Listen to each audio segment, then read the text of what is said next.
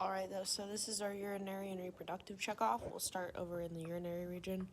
So this is obviously our kidney. Behind you have your renal fascia and then your peritoneal, peritorenal fat, which is the second deepest layer. Then, I'll get a paintbrush for this part. You have your renal capsule, and then your cortex, and then your medulla. And then this is your renal pelvis right there.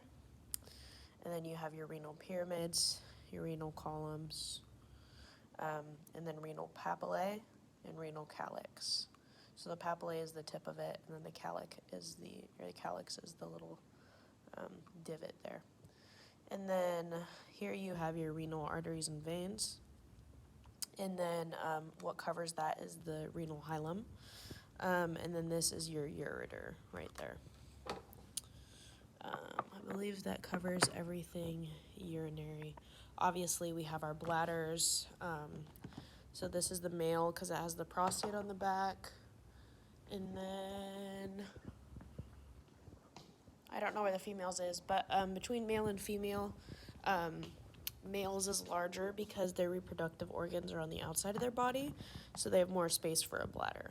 And you can see that in these other models over here when we go over the reproductive. We'll just start with that.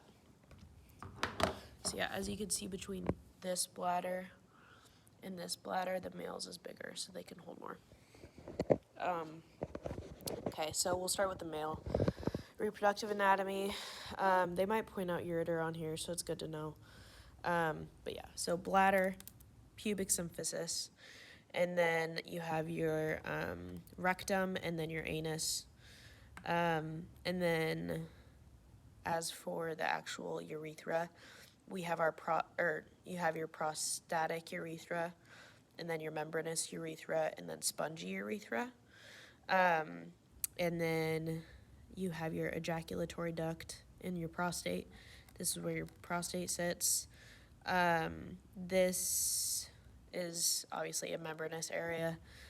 This is your corpus sponginosum around the spongy urethra. And then this is your corpus cavernosum right there. And then this is your scrotum. Vas deferens here, and then epididymis and testes right there. Back here you have seminal vesicles. These are your seminal vesicles.